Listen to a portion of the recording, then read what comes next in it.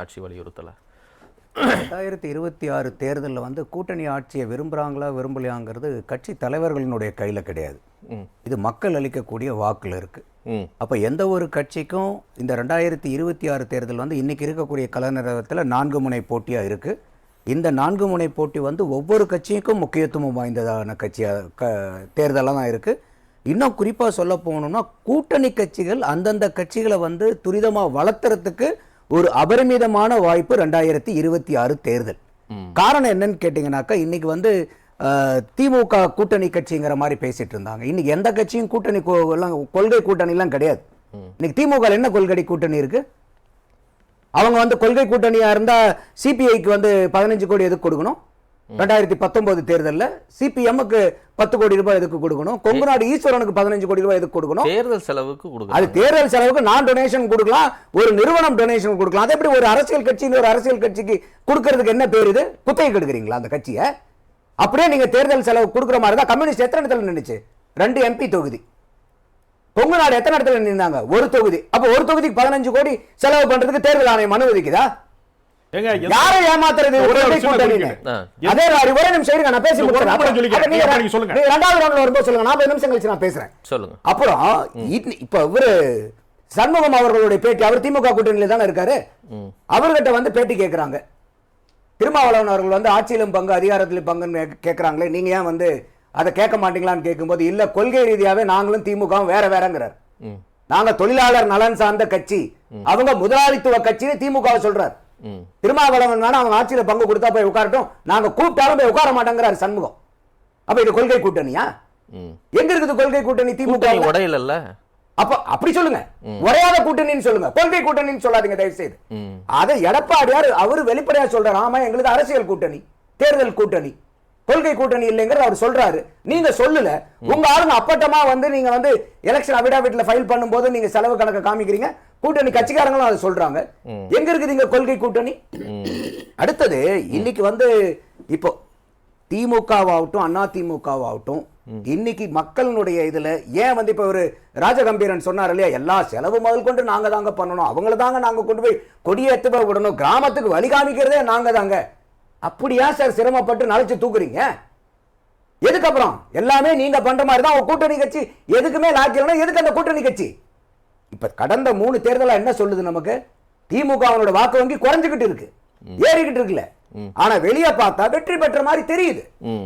வெற்றி வந்து எண்ணிக்கையை மறைச்சுக்கிட்டு இருக்குது. 2019 எத்தனை சீட்டு நின்னாங்க? 22 சீட் நிக்கிறாங்க. வெறும் திமுகவா? நீங்க மதிமுகவை தூக்கிருங்க, ஆர் ரவிக்குமாரை தூக்கிருங்க. 22 தொகுதியில நின்று 1,27,00,000 வாக்கு வாங்குறாங்க. இந்த 2024 MP to MP தான் கம்பேர் பண்றேன். இந்த தேர்தல்ல 23 தொகுதி நிக்கிறாங்க, வெறும் 1,17,00,000 வாக்கு வாங்குறாங்க. ஒரு சீட்டு கூடுதல் நின்று 10 லட்சம் வாக்கு கம்மியா வாங்குறீங்க. கூட்டி கழிச்சு பாத்தீங்கன்னா 11 to 12% வாக்கு திமுகவுக்கு காணா போச்சு. 2021 தேர்தல். இப்ப வந்து எல்லாருமே சொல்லும் போது அண்ணா திமுக வந்து வீக்கா இருக்காங்க. என்ன அண்ணா திமுக வீக்கா இருக்குது? நீங்க 2021ல என்னென்னலாம் கருத்து கணிப்புகள் வந்துருச்சு, ப்ரீ எலெக்ஷனுக்கு முன்னாடியும் அதே மாதிரி போஸ்ட் எக்ஸிட் போல் எல்லாம் திமுக ஸ்வீப்பு. 2011 ஆட்சிக்கு வந்து 2021 10 வருஷம் ஆன்டி இன்கம்பன்சி ஏடிஎம்கே பீரியட். ஜெயலலிதாவுடைய மரணம், அந்த மரணத்துல எவ்வளவு கட்டுக்கதைகள் கட்டப்பட்டு எவ்வளவு பிரச்சாரங்கள் செய்யப்பட்டது. ஜல்லிக்கட்டு போராட்டம், நித்தம் போராட்டம். இத்தனைக்கும் அப்புறம் எடப்பாடியார் அவர்கள் வந்து அங்க நின்று 66 சீட்டு ஜெயிக்கிறாங்க. கூட்டணி 75 சீட்டு ஜெயிக்குது. திமுக 44 சீட்டு ஜெயிக்கிறாங்க. 2016 விட 2021 44 சீட்டு ஜெயிக்கிறாங்க. அதுல 43 சீட்டினுடைய வெற்றி ஒரு 1,98,386 வாக்கு வித்தியாசத்துல தான் 43 சீட்டை வந்து அவங்க அதிமுக பறி கொடுக்குது. எந்த அதிமுக என்னமோ வீக்கா இருக்கிற மாதிரி பேசுறாங்க. சரி, பார்லிமெண்ட் முடிச்சிடறேன், இந்த கருத்தை முடிச்சிடறேன். அப்பா நீங்க என்னமோ அதிமுக வந்து நீங்க வந்து தனிப்பட்ட முறையில் இந்த 2024 தேர்தலில் நின்று ஒரு 89,4 லட்சம் வாக்கு வாங்கியிருக்கு. 2019 எவ்வளவு வாங்கியிருந்தாங்க? வெறும் 83 லட்சம் வாக்கு வாங்கியிருந்தாங்க. இப்ப வாங்கினதை விட 6 லட்சம் வாக்கு கம்மி. 2019 2024 எவ்வளவு வாங்கினாங்க? 89 லட்சம். எத்தனை சீட்டு போட்டுட்டாங்க? சீட் எல்லாம் வச்சுங்க. அப்ப போட்டுட்டு கணக்கு பண்றீங்க நந்தகுமார். இல்ல இல்ல நீங்க சொல்லணும். இல்ல அதான் நான் கேட்க வந்தேன். சரி எத்தனை சீட்? வெயிட் நான் சொல்றேன் அதான் நான் சொல்ல வரேன். 2000 என்ன பேச விடுங்க. 2019ல 22 சீட்ல போட்டியிட்ட திமுக 23 சீட்ல போட்டியிட்டு சொற்ப வாக்குகள் குறைய வாங்கியிருக்காங்கன்றீங்க. ஃபேக்ட். 22 சீட்டுல எடப்பாடி பழனிசாமி அதிமுக தலைமையில 2019ல போட்டிடுறாங்க. இப்போ 34 சீட்ல போட்டிடுறாங்க. 12 தொகுதிகள் அதிகமா போட்டிட்டு அவங்க வாங்கி இருக்கக்கூடிய வாக்குகள் எவ்வளவு, நீங்க சொல்லக்கூடிய கணக்கீடுகள் எவ்வளவு, நியாயமா சொல்லுங்க. அதான் நான் சொல்ல வரேன், நீங்க முடிக்க விடல. அதிமுக வந்து 2024 எக்ஸலன்ட் பெர்ஃபார்மன்ஸ் கொடுத்துருச்சுன்னு நான் சொல்ல வரல. 2019-21 2019-24 கம்பேரிசன் கொடுத்துட்டு அதுக்கு தான் 21க்கு இப்ப நான் வரேன். 83 லட்சம் வாக்கு வந்து பாத்தீங்கன்னா 2019ல வாங்குறாங்க. அதே 2021ல எவ்வளவு வாங்குறாங்க? 1,54 லட்சம் வாக்கு வாங்குறாங்க. 83 லட்சம் வாக்கு எங்க இருக்கு? 1,54 லட்சம் வாக்கு எங்க இருக்கு? அப்ப நீங்க இன்னைக்கு எம்பி தொகுதியில வந்து எம்பி தேர்தலில் ஒரு வாக்கு கம்மியா வாங்குறனாலவே எம்எல்ஏ தேர்தலில் அவங்களுக்கு ஆதரவு வராது. எம்பி தேர்தலில் வீக்கா இருக்கனாலே அவங்க அதிமுக வந்து 2026ல வீக்கா இருக்குது. நீங்களா ஒரு மனக்கோட்டை கட்டிங்கன்னா எப்படி? சரி, 21ல 1.5 கோடி வாக்கு வாங்கினவங்க 24ல எவ்வளவு வாங்குறாங்க? சொல்ல வரேன், ஏன் கம்மியா வாங்குறாங்க? இது வந்து நியாயமான கேள்வி. அப்ப என்ன ஆகுதுன்னா, இப்ப எடப்பாடியார் அவர்கள் வந்து யார வந்து பிரைம் மினிஸ்டரா கை காமிப்பாரு எடப்பாடிக்கு தெரியுமா? யாருக்காவது தெரியுமா? அதனால மக்கள் போடல. யாருக்குமே தெரியாது. அதனால போடலையா? அது ஒரு காரணம் தானே. யாருக்கு தெரியும் அது? இல்ல அப்ப 2014ல செல்வி ஜெயலலிதா எந்த கூட்டணியும் இல்ல. எப்படி 37 சீட்டு ஜெயிச்சாங்க? மோடி அலையை மீறி எப்படி மக்கள் நம்பி ஓட்டு போட்டாங்க? பிரைம் மினிஸ்டர் கேண்டிடேட் இல்லாம எந்த கட்சியில நின்னாங்க? ஜெயலலிதா தனியா நின்னாங்க. எந்த கட்சின்றவங்க தனியா தான் நின்னாங்க. எந்த கட்சிங்க? ஏடிஎம்கே. அப்புறம் என்ன? அப்புறம் அவங்க நம்ம திமுகல இருந்து தனியா வந்து எல்லாம் ஸ்வீப் பண்ணிட்டு போற மாதிரி சொல்றீங்க. இல்லங்க, இன்னைக்கும் அதிமுக தனிப்பட்ட முறையில நின்னு அவங்க அமைதியா இருங்க. நான் கேக்குறது புரிஞ்சுக்கங்க. 2014ல தனியா நின்னு செல்வி ஜெயலலிதா வாக்கு வாங்குறாங்க. நீங்க ஒரு பாயிண்ட் சொல்றீங்க, ஓகே. பிரைம் மினிஸ்டர் கேண்டிடேட் யாருன்னு தெரியாத காரணத்தால எடப்பாடி பழனிசாமிக்கு மக்கள் ஆதரவு கிடைக்கவில்லைன்னு சொல்றீங்க உங்க கணிப்புல, ரைட்? அப்படி இருந்த தமிழ் மக்கள் ஏன் 2014ல காங்கிரசிலும் பிஜேபியிலும் இல்லாத அதிமுக செல்வி ஜெயலலிதாவுக்கு 37 சீட்டு கொடுத்தாங்க? மோடி அலை நாடு முழுக்க வெகு வேகமாக வீசிய போது அப்ப என்ன ஃபேக்டர் வேலை செஞ்சிருக்கும்னு கேக்குறேன். அப்ப ஜெயலலிதா அவருடைய ஃபேக்டர் வேலை செய்யல. அப்ப எடப்பாடிக்கு ஃபேக்டரே இல்லையா? 2024ல கேக்குறேன் இருக்கும்போது 24ல கேக்குறேன் எடப்பாடி. அதனால தான் திருப்பி சொல்றேன், இன்னைக்கு எடப்பாடியார் அவர்கள் வந்ததுக்கு அப்புறம் நித்தம் எத்தனை பிரச்சனைகள் அவங்களுக்கு, அந்த கட்சிக்குள்ளார எத்தனை பிரச்சனைகள் அவங்க சந்திச்ச, இன்னைக்கு எத்தனை ப்ராப்ளம் வந்து அவங்க மேல வந்து திணிக்கப்பட்டது. அப்போ நம்ம வந்து எல்லாத்தையும் சரியான தராசுல வச்சு பார்க்கணும். அப்ப இன்னைக்கு என்னமோ நம்ம பார்வை பார்க்கறது என்னன்னா, திமுக வந்து ரொம்ப பயங்கரமா கொடி கட்டி பறக்கிற மாதிரி. அதுக்கு தான் நான் புள்ளி விவரம் கொடுக்குறேன்.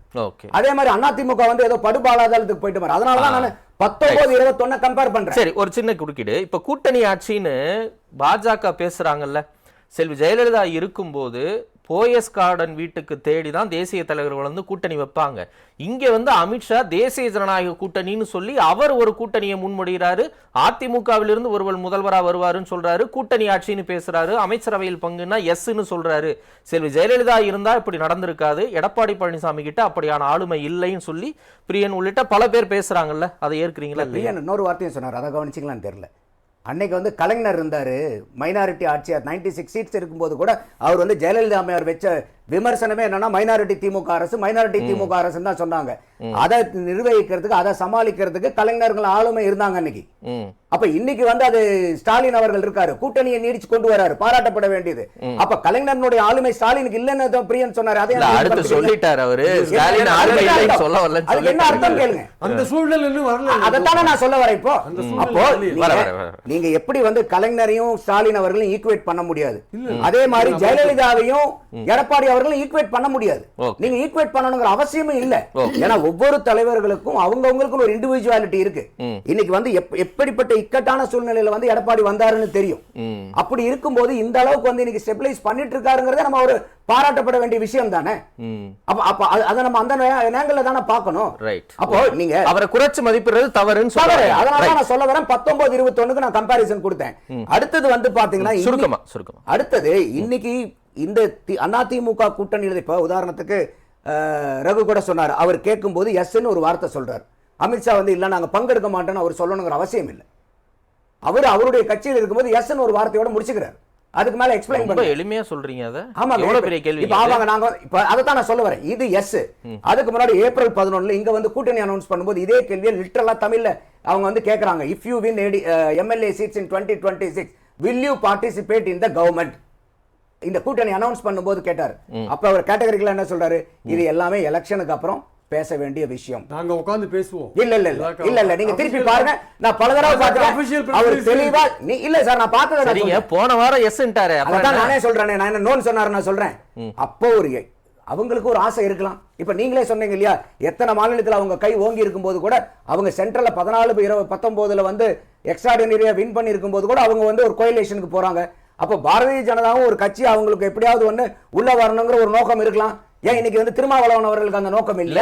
அதிமுக வலிமை குறைவா இருக்கிறதுனாலதான் இப்படி எல்லாம் பேசுறாங்க அப்படிங்கறத வைக்கக்கூடிய வாதம். நீங்க வந்து ஒரு உருவம் கொடுக்குறீங்க. இல்ல நான் அதைத்தான் திருப்பி சொல்றேன். இப்ப நீங்க அதிமுக மட்டும் வலிமை கம்மியா இருக்குதுங்கிறது இல்ல, திமுக எப்படி இருக்குங்கிறத நான் தெளிவா சொன்னேன். அப்ப இன்னைக்கு திருமாவளவன் அவர்கள் இப்ப அவர் வந்து ஆட்சியிலும் பங்கு அதிகாரத்திலும் பங்குன்னு எப்படி கேட்கிறாரு? அப்ப திமுக வீக்கா இருக்குன்னு அர்த்தமா? அடுத்தது இன்னைக்கு எந்த கட்சியா இருந்தாலும் சரி, திமுக கூட்டணியா இருந்தாலும் அதிமுகவா இருந்தாலும், இன்னைக்கு நீங்க 2026 தேர்தலுக்கு அப்புறம் தான் இப்ப இன்னைக்கு ஒரு இவங்க திமுக கூட்டணியில் இருக்கக்கூடிய கட்சி இன்னைக்கு இன்டாக்டா இருக்குதுன்றாங்க. பாப்போம், அப்படி இன்டாக்டா இருந்தா கூட ஜெயிச்சதுக்கு அப்புறம் தனிப்பெரும்பான்மையோட 2006 வந்த மாதிரி ஒரு எலெக்ஷன் வந்துச்சுன்னா இன்னைக்கு இருக்கிற கூட்டணி கட்சிகள் அங்க வந்து போய் சப்போர்ட் வந்து கொடுக்கிறதுக்கு ரெடியா இருக்க மாட்டாங்க. அப்போ இது யார் கையில இருக்குன்னா மக்கள் கையில தான் இருக்குது. இன்னைக்கு இருக்கக்கூடிய கட்சிகள் வந்து இன்னைக்கு காப்பாத்துறாங்களா? அப்ப ஏன் இந்த நிலைமை பெரிய கட்சிகளுக்கு வருதுன்னா மக்களுடைய நம்பிக்கையை தொடர்ந்து அந்த பெரிய கட்சிகள் இழந்துகிட்டு வருது. அப்ப அந்த மாதிரி நீங்க இலக்க வரும்போது இப்ப இன்னைக்கு கூட்டணி கட்சிக்கு வரக்கூடிய வாக்கு யாருடையதுங்க? இந்த பெரிய கட்சிகளுடைய வாக்கு தான கூட்டணி கட்சிகள் எல்லாம் வாங்குது. இப்ப ராஜகம்பீரன் சொல்றத பார்த்தா கம்யூனிஸ்டுகள் வந்து அவங்க ரொம்ப ஸ்ட்ரைட் ஃபார்வர்ட் பார்ட்டி, அவங்க வந்து ஒரு கார்ப்பரேட் கம்பெனிஸ்லாம் போய் காசு வாங்க மாட்டாங்க, அதனால வந்து பெரிய கட்சிகள் வந்து அவங்களுக்கு காசு கொடுக்க வேண்டியதுன்னா அப்ப பெரிய கட்சியா இருக்கிறவங்க வந்து கார்ப்பரேட்ட காசு வாங்கிட்டு இருக்காங்களா? என்ன சொல்ல கட்சியுமே வாங்குறாங்கிறது வெளிப்படையா வந்து என்ன சொல்ல வரான்னு தெரியல. அப்ப வந்து கம்யூனிஸ்ட் வாங்க முடியாத திமுக வாங்கி கம்யூனிஸ்டுக்கு கொடுக்குதுன்னு சொல்றாரா? அது ஒண்ணு. அடுத்து வந்து பாத்தீங்கன்னா பாஜக அதிகமா தேர்தல் கணக்கு தேர்தலுக்கு இந்தியாவோட பெரிய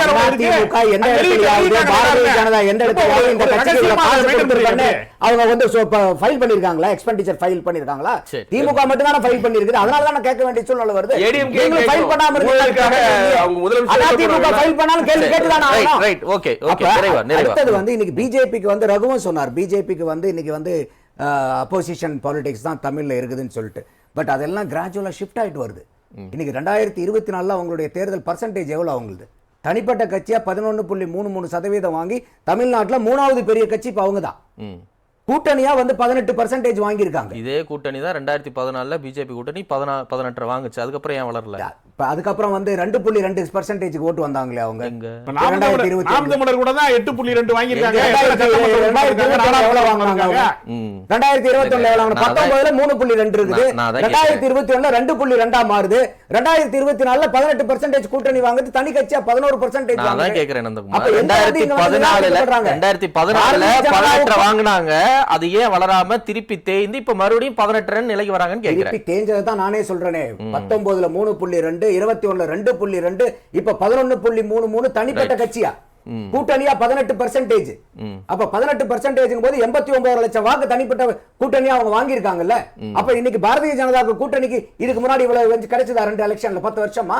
அப்ப இன்னைக்கு பாரதிய ஜனதாவுக்கு உண்டான வாக்குகளும் இங்க இன்க்ரீஸ் ஆகிட்டு தான் இருக்கு. போட்டியிட்ட இடங்கள் வந்து ஜாஸ்தி. ரைட். அப்ப இந்த போட்டியிட்ட இடங்கள் ஜாஸ்தி. இப்ப கூட்டணி கட்சிகள் கூட இடம் எதை வச்சு கொடுக்குறோம் தமிழரசன்? அவங்க என்ன வாக்குக்கு தகுதியா இருக்கிறாங்களோ அதை வச்சுதான் அவங்க கூட்டணி சீட்டை கொடுக்குறாங்க. அப்ப இது எல்லாத்தையும் தான் நம்ம வந்து பேலன்ஸ் பண்ணி ஆகணும் இல்லையா? அந்த மாதிரி இருக்கும்போது அதே மாதிரி ஒரே நாள்ல வந்து எல்லாமே மாறிடுறாங்க. அரசியல்ல ஒரு நிமிஷத்துல எல்லாம் மாறக்கூடியது. பாலிடிக்ஸ் அந்த அளவுக்கு டைனமிக்ஸ். அப்ப இன்னைக்கு இருக்கிறது வந்து இப்ப உதாரணத்துக்கு இன்னைக்கு அதிமுக பாரதிய ஜனதா கூட்டணி 2024 இருந்து அப்படியே இன்டாக்டா இப்ப ரீஃபார்ம் ஆச்சுன்னா 2021 ஓட்டை வச்சு அடிப்படையா பார்க்கும்போது அதிமுக கூட்டணிக்கும் திமுக கூட்டணிக்கு இருக்கக்கூடிய வாக்கு வித்தியாசம் வெறும் 2.81% வாக்கு வித்தியாசம் தான். இது பெரிய வாக்கு வித்தியாசம் இல்ல. இதுல வந்து பிரியன் சொன்ன மாதிரி இன்னொரு பெரிய எக்ஸ்டர்னல் ஃபேக்டர் விஜய் உள்ளார வராரு. விஜய்க்கு வந்து ஆன்டி இன்கம்பன்சி வாக்கு பிரிக்கிறது மட்டும் இல்ல, அவருடைய கோர் ஓட்டர் செக்மெண்ட் யாரு? யூத், பெண்கள், மைனாரிட்டி ஓட்டு, எஸ்சி எஸ்டி ஓட்டு. அப்ப இதெல்லாம் இன்னைக்கு வச்சிருக்கக்கூடிய கூட்டணி எது? திமுக கூட்டணி. அப்ப விஜயனுடைய வாக்கு வங்கி நான் பல நேர்காணல்ல சொல்லியிருக்கேன், என்னுடைய அசஸ்மெண்ட் பிரகாரம் 10 to 15% இன்னைக்கு தேதியில சாலிடா இருக்கு. அப்ப அவர் விஜய் எடுக்க போற ஓட்டு வெறும் ஆன்டி இன்கம்பன்சி மட்டும் இல்ல, டிஎம்கே கூட்டணியினுடைய கோர் ஓட்ட கை வைப்பாரு. அப்ப டிஎம்கேவனுடைய கோர் ஓட்ட கை வைக்கும் ஏடிஎம்கேக்கு லாபமா வரும். Right. Right. Okay.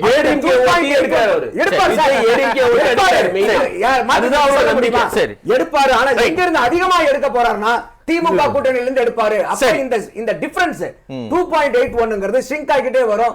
That will become advantage for ADMK. ADMK alliance ன்றீங்க. Okay. அப்பதான் நம்ம பாக்குறோம்.